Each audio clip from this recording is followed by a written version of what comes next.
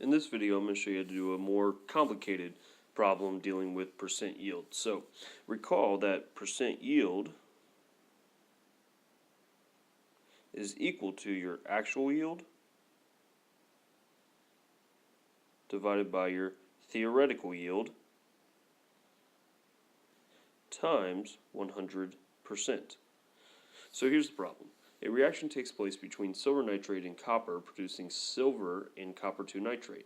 In running this reaction, you use copper from a pre-1983 penny, 3.098 grams. If you produce 9.8 grams of silver, what is your percent yield? So looking at this problem, you have to figure out what we're actually given. So you produce 9.8 grams of silver.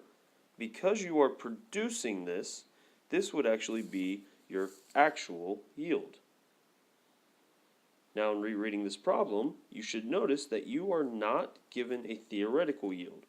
Because you're not given a theoretical yield, you now have to calculate your theoretical yield before you can plug it into the percent yield equation. So this problem is now turned into a stoichiometry problem. So the first thing we need to do for a stoichiometry problem is write out your balanced reaction. So here you have silver nitrate, AgNO3, and copper reacting to produce silver and copper 2 nitrate, CuNO3, 2. In balancing this reaction, you have 2 NO3s on your product side, so you need 2 NO3s on your reactant side. Now you have 2 silvers on your reactant side, so you need 2 silvers on your product side. Reaction is now balanced. So here's where we're going to calculate our theoretical yield. So we're going to look back up in the problem and notice that we're going to start out with 3.098 grams of copper. So my T-table is going to start with 3.098 grams of Cu. Now I'm going to convert this all the way to grams of silver. So the first thing I have to do is use my molar mass of copper. Using a periodic table, I find my molar mass to be 63.55, so 63.55 grams per 1 mole of copper. Notice my grams go on the bottom, so my grams of copper cancel out. Next step is my mole ratio. I notice that I have 1 mole of copper for 2 moles of silver. So 1 mole of copper on the bottom, 2 moles of silver on top. Now I need to get to grams of silver, so I use my molar mass of silver.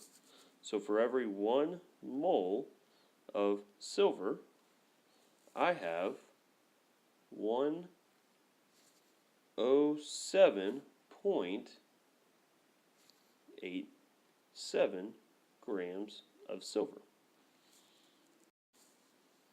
Now the calculation. So I'm going to actually minimize this a bit so I can calculate it. So I have my 3.098 grams of silver divided by my, highlight this here, divided by my 63.55 grams times 2 times 107.87. Calculating this, I get 10.5 grams of silver. This is my theoretical yield. So in theory, I expect to produce 10.5 grams of silver. Now, all I have to do is plug in my actual yield, my theoretical yield, into my percent yield equation. So, I'm going to plug in 9.8 grams of silver.